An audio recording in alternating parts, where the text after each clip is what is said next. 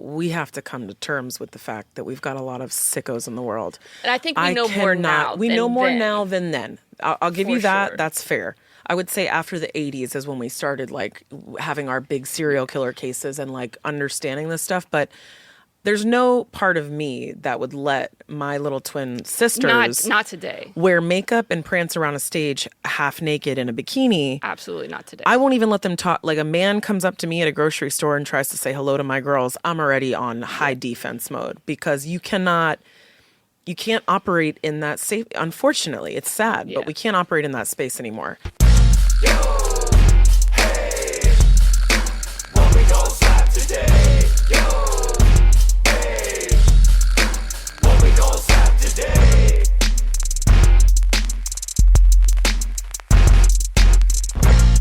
All right, the world may not need another podcast, but it can definitely use a slap. That's right. Welcome to Slap the Power, the show that lifts artists who use their powers for positive progress. I am Rick Barrio-Dill. And I'm Asian Nakia. That's right. On the show today, Whoopi Goldberg announces the launch of an all-women's sports network. Come on. Yes.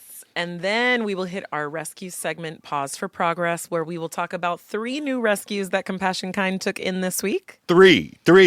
Sasha, Mr. Wiggles, and Bowie. Yes. Now, Sasha, though, is the artist formerly known as Sasha, right? Because it's now currently known as Daisy. I think I'm kind of back and forth on it, but we'll have to see what fits in the next 24 hours. We'll get to that. And then we're going to talk about Mexico's president's response to Trump's tariffs. This is a story that I haven't heard about. I mean, I haven't seen a lot of, and it is awesome. Yes. Yeah. And then we will talk about something really cool here locally in Beverly Hills. The police department is asking for votes for its canine who was nominated for a therapy dog award. Woo, that's right. And that just happens to be our voting district now at Slap Studios. So that means we have to vote, Rick. That's right. We got to vote. And a little later, we're back by popular demand, 2 scams and a slap, where we take 3 batshit crazy events, 2 of which are fake, but 1 is real. And one of the 2 of us learns in real time with you, the listener, which one is a true slap in the face of reality. Today, it's going to be me reading with you beautiful people, and Asia is going to learn in real time with you. So I can't wait for that. And debuting here, this is what I love about the show and our ability to flex on a dime. So, Asia, I didn't know about JonBenét Ramsey. I'm one of those that I missed it. And wow. Yeah, I know. I kind of slept. Like, I understand it, but I don't know about it. And there's a new series that's out, and our resident, we have Compassion Kind Corner. Well, now we have Bree's Crime Corner. That's right. We're going to debut it a little bit later. It's always an adventure here at the studio. But first, today, with the All-Women Sports Network having launched in the U.S. last week, our friend of the pod, Whoopi Goldberg, has finally achieved a long-held ambition, available in 65 countries and running 24/7. It is the first global network dedicated entirely to women's sports. It's going to show live and delayed broadcasts of action from the likes of the UEFA Women's National League, which is amazing. I've seen that. The Women's Tennis Association, which is obviously killer, and the FIBA 3x3 Women's Series. So that's pretty. I mean, props to Whoopi. I mean, hell yeah, getting that over the finish line, and it's about damn time. It's amazing, and I love that she's really focusing on it from a global approach. I love that she's down for showcasing any sports with women that are not already televised. And I didn't know. I mean, I know there's obviously a huge gender gap in sports. We've known this, but I was unaware that 95% of everything we're watching on TV is men's sports. I mean, 5% is all the ladies get. So go Whoopi. Yeah, there's UFC, right? And then what? Like, women's basketball. Although, bringing back a hit, I mean, come on. The fight last week, though, the women's fight was the best of the whole entire card. Absolutely, and I'm still really upset about the Serrano situation. Yeah. And I still need someone to explain it to me. Yeah, exactly. Please, somebody explain it to us in the comments. But I do love, after a huge year for the WNBA, as well as women's soccer and women's golf, Whoopi had explained that AWSN was aiming to show as much as it could from around the world, and this is also where I feel, Whoopi, props again. You're just tapping into the real power that is there with getting honest about sports in a way that it's been over commercialized for so long on the men's side that I do think there's something in there that's actually really great in the honesty of the sport kind of coming back, and the honesty of sport, I should say. No, I agree. And just the collective gathering of, these women from all over the world in sports, because we've got all of these, music, dance, sports. I mean, these things that we connect on. Yeah. And I just love to see another platform coming into play that is showcasing women from all over the world. Amen. I mean, it's amazing. Yeah. And their talents, Yeah. So it's great. It's not another cooking show, Yeah. Like, we're going to Yeah. show some really cool sports and athletic women doing really crazy stuff all around the globe. So Hell yeah. I'm here for it. Hell yeah. Love it. Love it. And speaking of killer women, I've got one right across the table from me, and this is what's so great is we have kind of a small rescue operation going on here in the studio. Most days you never know what's going to come through the door. There's this guy that all the marine animals come to. It's on TikTok. It's like they're just drawn to him. Like he gets in the water, and all these everything just like flocks to him. Like, and I'm talking like schools of like fish. Like I'm talking all kinds of turtles. Everything just gets drawn to this guy. It's crazy. It's crazy. But we have that on land, and it's called Compassion Kind. And that's why we're going to start adding a lot of this to our studio's socials and including it in a lot of the show notes and things. But the Compassion Kind segment / corner brings with it adventures every day. And between Bowie, Sasha, actually the artist formerly known as Sasha, now Daisy, with a ZY, I think. I wasn't going with the Z. That's you guys. Bree said that was the stripper's way to sell it. And she is not a stripper. She is a dainty little lady. She is a dainty little lady. And then we also have Mr. Wiggles, too. So please, Asia, tell us, Compassion Kind, this is an amazing week for really feel-good stuff when we need feel-good things all over. So please, tell me about all three of these awesome, awesome little spirits. Absolutely. My honor. So what had happened was... I was going to pick up one dog by the name of Mr. Wiggles, who had come into the shelter with a positive THC test. So this poor boy was high, or, maybe they thought they were helping him. We don't really know the full story.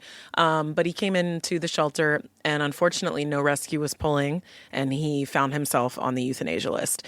And what's crazy Death to me, row. I mean, it's nuts to me to see these tiny little toy poodle, dachshund, chihuahuas ending up on euthanasia lists here. I mean, I haven't seen that. I've been working in shelters, since I was 16, and I haven't seen this level of euthanasia lists with small dogs on it. I mean, we expect it with pitties, we expect it with huskies, Is that all just equally because sad. Is But that just because of the volume? the volume, and there's just a lot of, rescues that cater to one specific breed, rescues that, specifically cater to toy breeds.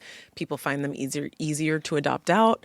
There's a lot of reasons involved, but yeah, this week just kind of hit me in the face with these three little ones, because we had Mr. Wiggles, who was a neurological case. Even after he came off the THC, he was still having symptoms of ataxia and involuntary movements, and he's just kind of like flopping around like a fish out of water. Does that wear off, though? I mean, is presumably? That's what we thought. Yeah. But the issue now is, we're well over a week and a half now. And normally when animals are, inflicted with some kind of drug, they come off in like weed, 3-4 days max, max. Yeah. So what we're leaning towards now is cerebral hyperplasia, which is when they have a genetic effect with their cerebellum, and it affects their motor skills. And he's as you can see, a very, very happy-go-lucky Oh, guy. amazing. Yeah. And the good news is they can live a full, long life. It's just he's very wiggly. And when he is trying to drink or he has a mild, task, Yeah. we're all shaking Hey, around. we're all but a little wiggly right we, now. Yeah, we are. Yeah. But Mr. Wiggles is just a sweet little soul. But anyways, Mr. Wiggles was the first contender for my freedom walk from the euthanasia list. And then when I went to pick up Mr. Wiggles, they said, well, we also had this toy poodle that made it on the euthanasia list for today. And she was hit by a car and has 2 broken legs. And then they took it a step further and told me that another rescue pulled the sister and left my poor baby on the euthanasia list. So not only do I want to find out who that shelter is and do unspeakable things, but how dare you? How dare you leave my little Sasha/Daisy because she has broken legs? Yeah. No. So anyways, we rescued her. She has a very, very expensive surgery coming up on Tuesday. If anyone knows anyone with $6,000 that would like to send it to her, we are on a struggle bus here, friends. It does not have to be one person from 6,000. No. As a matter of fact, Collective. we could have $1 I'll from take 6,000 $1. people. Yeah. Absolutely. Absolutely. Any help is help. We want to get this girl, walking on her own again. So Yeah, and I think she's been motoring around the studio where- with 2 cats. we wanted her to have make an a appearance. visit. Where is she? Bree, do we know? Where is she? Do we know where the little baby girl is? Is she? Oh, she's next to you. Oh, the baby. Okay. Oh, okay. Rick is going to get the baby. Yep. Got a highlighter. Oh, get you in the There good she light. is. Get you in the good light. Yes. Yes. Good. So this is our Daisy girl, Yep. formerly known as Sasha, formerly known as Rachel. As you can see, she's casted up if you're watching. But yeah, she is just in good spirits. Yeah, she's she been is wagging her so tail all tough. I day. mean, I don't know anybody that could have 2 legs broken in half and be as happy as her. So, yeah, help us out. We need to get this girl fixed up next week. Need to get some legs worked out. Yeah, That's she what we needs some do. legs. Yeah, Bye, yeah. baby. Oh, and then last but not least, I can't forget little Bowie. Little Bowie is the Yeah. little black lab puppy that somehow ended up on my list as well. He was also up for euthanasia. Yeah. But the crazy part about Bowie is that we found out that he actually had I keep saying a third arm because I want, they're just humans, Yeah. I just want them to be so, Yeah. but I'm saying it wrong. It's probably like a fifth I leg. don't believe third arm means what you think No, it I means. don't. And I would recommend you don't Google that. Okay, all right. So Yeah. third arm is not the way to say it. I'm going to go with a fifth leg. Is that Okay. appropriate, I or mean, does that mean something sure. else in No, show business? No, it's show business. You ain't Anyway, show okay. business. Get out of here. Anyways, Yeah. little Bowie not only has a double humerus on his shoulder, which is insane because that means he has 2 growth plates. I won't say it again. I just keep wanting to say third arm. No. Come on. Yeah, okay, a that's double fine. arm on one yeah. side. But- Okay. I digress. Sorry. But what's even Can't great. take me anywhere. Sorry. Can't take me anywhere. But anyways, the even funner, most cool part about this, as somebody that has been working in rescue for 20 plus years, I've seen so many rads and I've seen so many crazy things. I have never seen a dog with a 5th arm. Like, it's insane. Yeah. Then after we finished the rads, we noticed this little nub. Yeah. Like, he actually has a little nub of where the other arm was going to grow. Arm 6 or arm 5? Arm 5. Okay. Not 6 arms. Okay. No. Five. But We're 5. sticking to 5. Okay. 5 No, arms. 5 is fine. 5 arms. Five is So- extraordinary. So Bowie is just a walking little miracle child. And yeah, he unfortunately is going to need an amputation because that leg is not usable at all. So we've got Bowie going from 5 legs to 3. I know. And then we've got our beauty over here, Miss Daisy, who needs double leg surgery. And then we have our Mr. Wiggles shaking it all around town with his neurological disorder. But anyways, it's been a beautiful rescue week. I am exhausted, and that's why I probably look like this today. You look beautiful, and for the listeners that are only listening in voice, you're lucky. I disagree. I do think that, like, that's, probably as good a time as any to bring up. There is something we're going to put in our show notes as well, but we here have found out about something that all the work that you've been doing, all the work that your team's been doing kind of all over the world and everything. I mean, when we teamed up, it was in an effort to lift things like this up. It's not just that things are attracted to you, like, in that same way. It's that also that you seek this out and you create these situations that are just beautiful and worthy of lifting up. And so we found out about the CNN Heroes thing, and it's a CNN Heroes competition where you can raise awareness of real heroes in the world, especially now at a time where we need it more than ever. The little bits of saving that go on kind of every day. It's you gotta mark it and clock it, because it's like you take the W's anywhere we can get them. And so for our listeners, we're going to put a link to the CNN Heroes page with a lot of information about Compassion Kind and everything that it does for just for animals and just for human beings all over the world. And so if you have 2 minutes, make sure to check out our show notes where the CNN Heroes vote is, and you can go right there and vote for our own Asian Nakia and Compassion Kind and get you some motherfucking props, girl. That's what we're here to do. I am honored. And obviously anything that will elevate, this work and help more animals, more humans. I'm always, I'm up for it. But it's still, it's humbling if we were able to win something like that and, have a bigger voice and a bigger platform to do more good.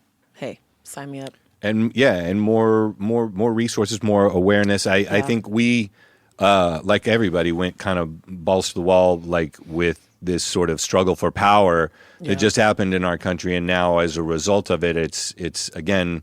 I think there's a lot of what's so amazing about this and the work that you do is a lot of it is things that are changeable that everybody of all stripes, red, blue, purple, go for. So, and would be down with, especially you look at our girl here, Daisy, you can't sort of see issues like this and be not moved and want to try and help. And we have the means to pool together and fix a lot of these problems. So, that's, like I said, but mad thanks and appreciation to the work that goes on there, and we're just getting to take part in it and be a part of it here at the studios. So make sure to check out all the adventures that we have on a daily basis around here, and let's raise $6,000 for our girl and get her some legs before Tuesday. I love it. Yes. All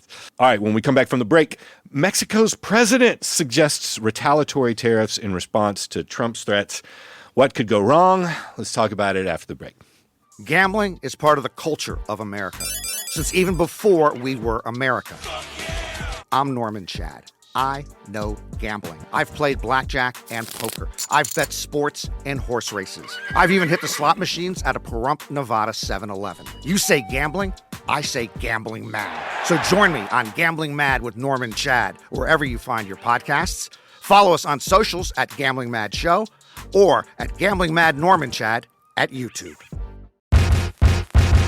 Mexico's president responded Tuesday to President-elect Donald Trump's threat to impose tariffs on goods produced in her country. That's right, we said her, because they can do it south of the border, apparently, with a warning that his plan would cause more inflation and hurt American automakers like GM and Ford. She suggested that Trump may not know that over the past year, her country has taken a holistic approach to blocking the tens of thousands of people who cross Mexico to reach the U.S. southern border, and that the U.S. Border Patrol migrant encounters have dropped more than 75% in the last year as a result. So Mexico is currently the United States' largest trading partner, outpacing China. And trade between U.S. and Mexico topped $855 billion. It's basically almost $1 trillion annually in 2022. So it's ostensibly it's $1 trillion for 23, according to the U.S. The Office of U.S. Trade Representatives. Now the issue here is it's what I found out is I didn't know this. I would think that the majority of our imports were from China, which he's trying to do as well. But no, Mexico is where we get. And this is one of those things where we're talking about it now. There's still 8 weeks to go until, that dreaded day. What day is that? Yeah, January 20th. Oh, my God. But it's the threat of it that everybody that, they get all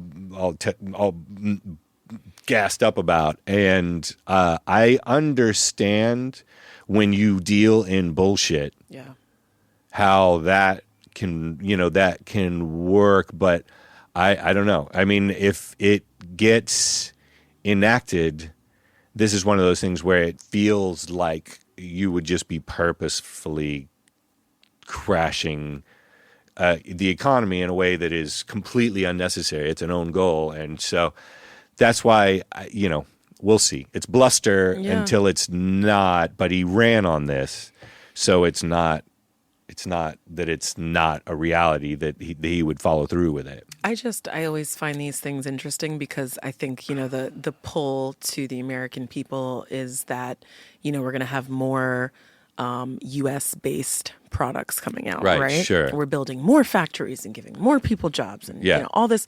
We always hear that. Yeah. And I just... It's it's bullshit. Bullshit. This whole, we can save it for you. The next 4 years, just buy stock and put a stop loss on it because it's going to shit the bed. It's just a question of when. But I do think, with cronies in charge of destroying everything and gassing up the stock market, we actually have. I think our stock ticker is 360p, and you can buy stock in 360 pod, and you can just watch it go up like crypto over the next. We're going to. That's right, over the next couple of years. We should have a crypto. We should have a 360p crypto. That would be really cool. Wouldn't it be cool? We could do amazing. We could launder all kinds of money with it. It'd be amazing. And you know who we should partner with first? Who? Mexico. It's only that kind of hard-hitting economic wisdom that you get right here on Slap the Power. And and just kudos again to the Mexican president. People, I mean, she's just rocking it. Like, not only is she a climate scientist and just a total rock star, I just love her boldness, and she's like just putting it out there, showing the numbers, coming up with the receipts, and she's just strong. Yeah, and I love it. What's cool is it's really easy to get into Mexico. So if we need to, no, I have friends that live. It was funny. We had somebody that we did business with a couple of weeks. He had relocated to Mexico City and loved it. Loved it. Now I know there's a water problem. There's there's other things, but I love what's going on there because I think you now have a sort of a body politic that realizes that he's a troll. Who's a crew who just got away with being a criminal, with trying to overthrow the government. Everybody else in the rest of the world knows this. It's not they're shocked that us would let somebody attempt to overthrow the government and then just hand them the office back without any sort of repercussions. But nonetheless, I feel like I'm looking forward to the trolling that these other countries are going to be doing. I encourage, and I always do wish for our country to be the best. But this is not a man who's going to govern with the things that we care about in mind. He's not governing for all the people, so he's governing for himself and his cronies. And so, good props on her. I hope that shove our economic mistakes in our face, and we're just going to have to. This is why California. We got two of the largest ports on planet Earth next to each other. Go ahead. Come for us. Come for us. Please do. Yeah, come for us. So, all right. Now, this was a cool story. Naming the support canine for the Beverly Hills Police Department is one of the runner-ups for the First Responder Paws Therapy Dog Award, which recognizes dog therapy dogs, I just said that 3 times, which recognizes therapy dogs that serve their communities and provide support to first responders. Now, this is awesome. This is the news that I want to see. Yeah. Really is what I want. Yeah. Because, I mean, first responders, I mean, it's interesting. First responder, the term first responder, just to go into that for 5 seconds. Please, we always think, firefighter, ambulance, that's what we consider first responder. But we in the disaster world are also considered first responders, amongst one another, because we're the first to respond to a natural disaster, and we're on the ground doing this work. It's very stressful on the front lines. I mean, you are stressed and emotionally pulled in so many directions. You're exhausted. Sometimes you're just up for 3-4 days in a row. You're dehydrated. You're eating MRE packs. I mean, you don't know what you're getting into. So to have just adrenaline. Just adrenaline, surviving on adrenaline. But, to have these dogs that can help with stress and grief and anxiety in these first responder, situations and what they deal with each day, these dogs should be getting a high five. I mean, Nami is literally trained to detect a person's pheromones and blood pressure. See? That's what's up. Like, we just don't deserve them. No. I will always come back to that. Like, no. we just don't deserve them and their whimsical senses that we just don't have as humans. And I hope Nami wins. We have to remember to vote. Yeah, so we're gonna do it. We're putting that link in the show notes as well. Everybody vote for our girl here. That's right. And I also think that saving dogs that are lifesavers, dogs that are keeping the communities and the nation safe, dogs that help with mental health, that's needed more than ever now. So give Nami a shout out, and see if we can get one of the locals here lifted up as well. All right. Now, when we come back from break, as promised, we're going to have Bree's Crime Corner. She's going to go into the JonBenét Ramsey gimmick, which I am stoked about, and 2 scams and a slap, where it's my day to read for Asia. And so stick around. Hi, I'm Anjali Bhimani. And I'm Julia Bianco. And we are so excited to be bringing you our new creative baby, the Character Select podcast. I've wanted to save the world since I was 4. There has been no character like him up to that point, and there really hasn't been a character since. Every episode of Character Select, we're going to be taking fantastic video game performances and talking about what makes them tick, what makes them exciting as players, as performers, as sound designers, as casting directors. I feel like I've been ambushed. I was here to be on a podcast to talk about a video game. So there's a big old love fest here. That's how we start this, and you're just gonna have to deal with it. Recognized by the 2013 edition of the Guinness World Book of Records Gamers Edition as the most prolific female video game voice actor in the world. You know it's a special project when you hold on to the people you created it with. Careers are born by being in the right place at the right time, where you can't control the right time, but you can control the right place.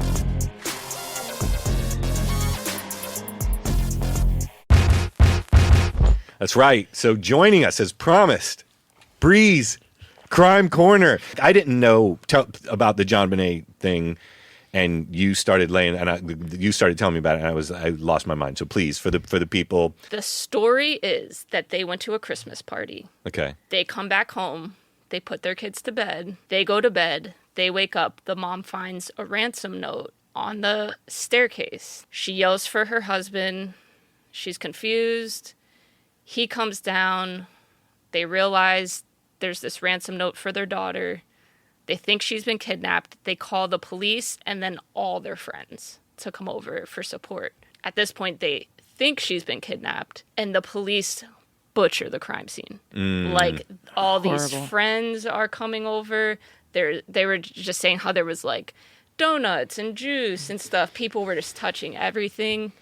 And come to find out a few hours later, they find JonBenét in the basement, dead. So she never left the house. They were like, all right, let's just search the house for clues again one more time. They've searched everywhere. Let's search one more time.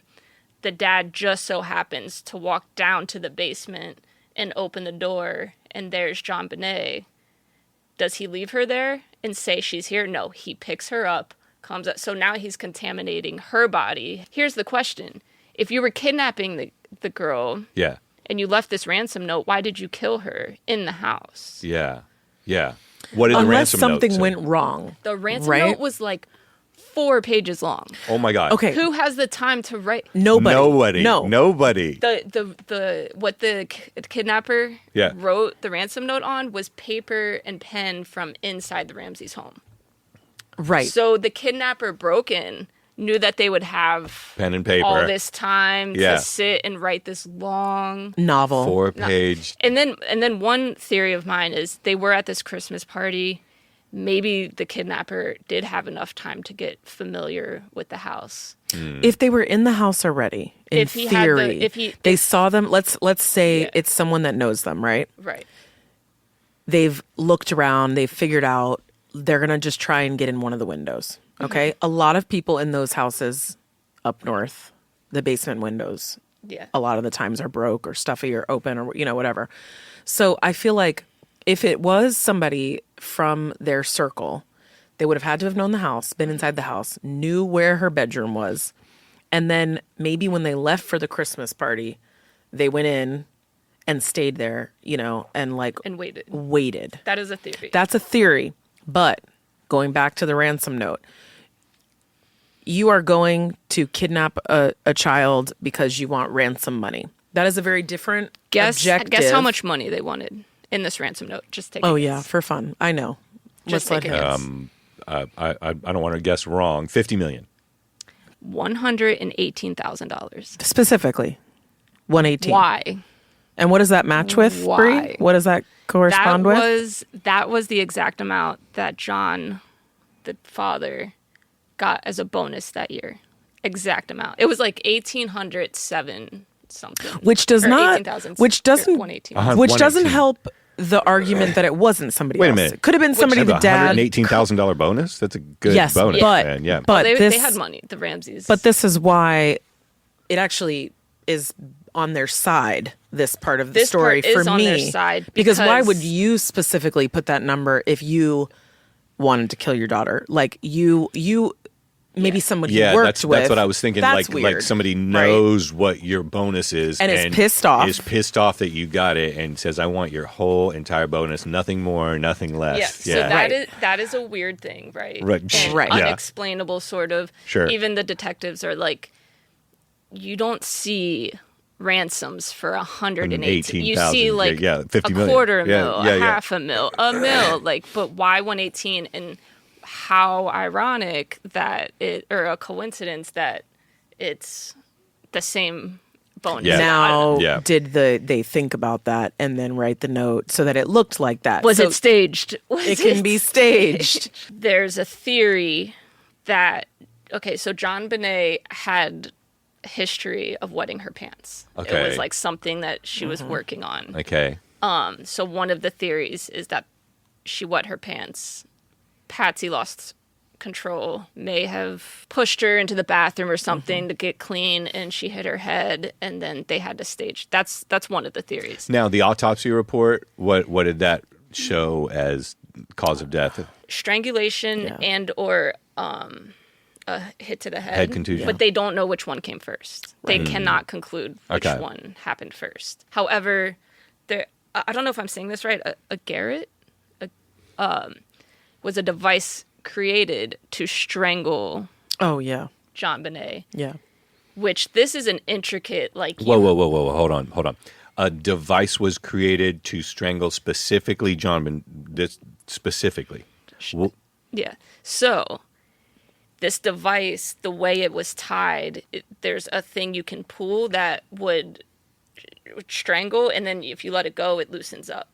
And not everyone knows how to tie this. Mm-hmm. Yeah. So that's a very interesting. Who would know how to tie this? Yeah, and why? But what was used was one of Patsy's paintbrushes. It was broken, I think, into 3 pieces maybe, and one of the pieces, the garrote, if I'm saying it right, was tied around that. But what about where the other paintbrush was found? Oh, and then another piece of the paintbrush was used to sexually assault her. Come on. Yeah. It's like So it's like if you accidentally if you went out of your mind, accidentally maybe pushed her in the bathtub and hit her head, I don't know if I see you taking all these steps to create this scene like that. That's right. like if that's so psychotic that's wild. that it's a wild theory. Right. And I think that when you're dealing with, just being someone, I'm very like invested and completely traumatized by, any sort of molestation of children's. But I've come across so many cases amongst the years. You learn a lot. And the fact that her doctor vouched that she had never had any sexual abuse and, okay, fine. That's great. And he could be a liar. He could be a total liar. Who knows? But then it's like, hopefully not everyone is in on this, right? Correct. It would be very strategic. That everybody was in on it for what? Over 118,000? Yeah. It's not enough money, right? And it's his own money already, though. That would be, you'd be it doesn't money. add up. But on that theory, I agree. For the mother, I don't care how psychotic you might be because you think about the jealousy factor, how beautiful she was, all the attention. If there was something sexually going on between JonBenét and the father, that could lead the mother to retaliate. But you don't. But the doctor, stab her. Doctor did say she was not correct sexually assaulted. But let's just say, Doc is a liar. Yeah.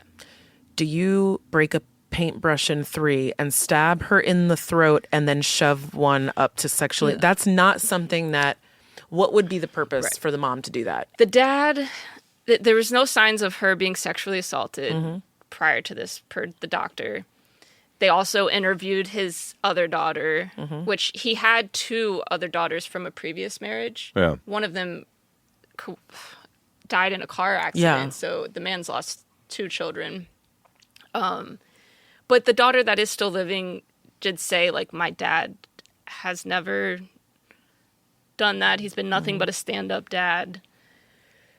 Who knows? I also, like, personally know situations where someone is one way and then to other people a different way. Like, and in one family and to another. There's fathers that treat one daughter because of their animosity towards the mother. Right. Yeah. There's those situations, right? There's all these situations with stepchildren. There's these adopted kids. I mean, we see it all the time. So even if he's a stand-up father in one scenario, he may have had so much hatred towards the mom at some point that he took it out on JonBenét or the attention she was getting. The parent's story has never changed that they went home, they put the kids to bed.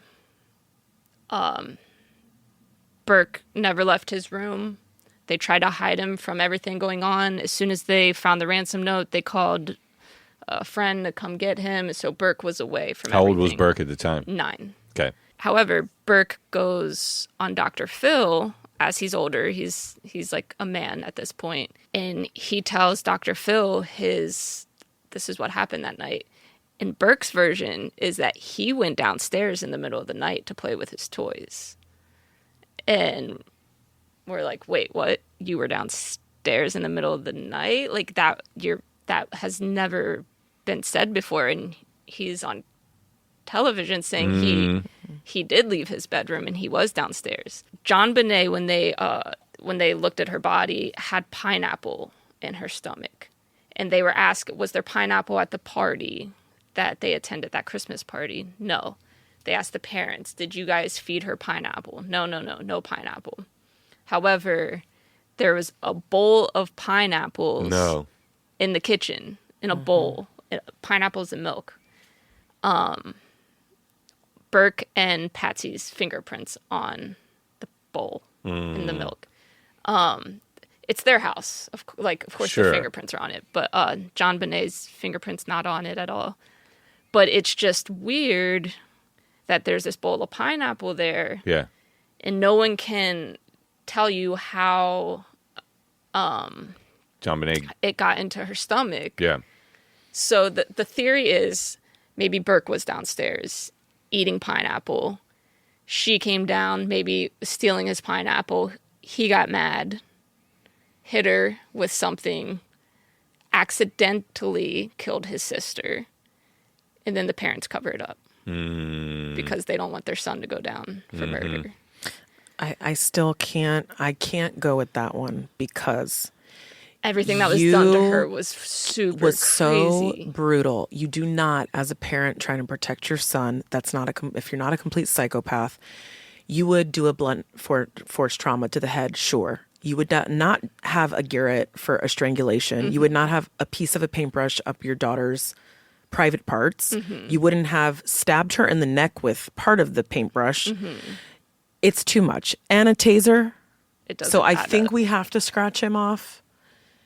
Even though I don't want to, his age and the brutality to her body and the capability of a 9-year-old, and that means that both kids were up and then both parents didn't hear it's a little bit of a tough one for me. It is tough to the extreme that she was killed, to think that if you were trying to protect one kid that you wouldn't do that. create So this so what scene. is the working theory then past that? So then there is one, and I forgot about this dude until I watched the Netflix documentary, and I think it was on the third episode, and he pops up, and I was like, oh my God, I remember that guy's face as a kid. He's so creepy looking. So creepy.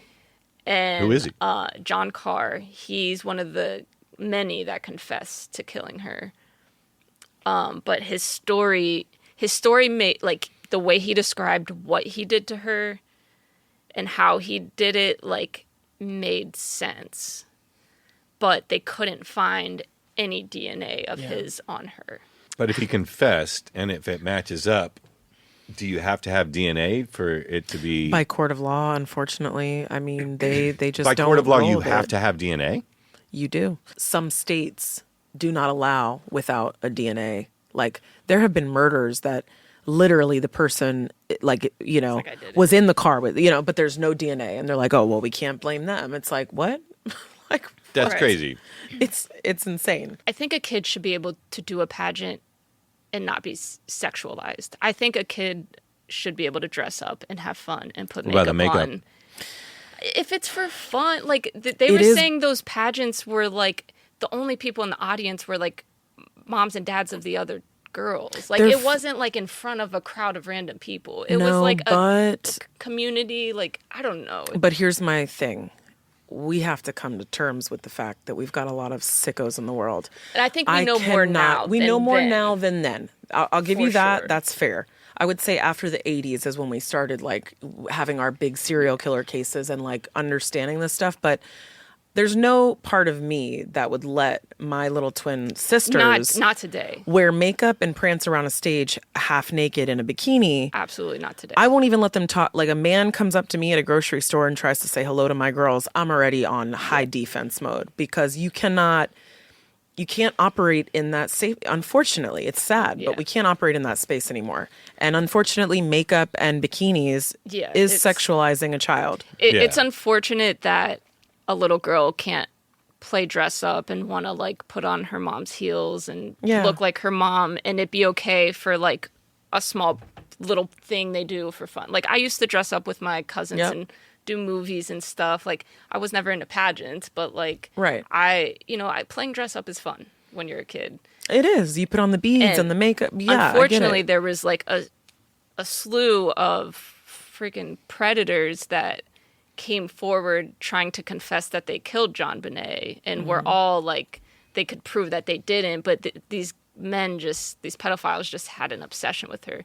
So yeah, I think... Wait a minute. So you would, because you have an obsession, whether you confess to a crime that you didn't commit for what? This is a thing in the crime world. It's a fetish of the public display. It's a...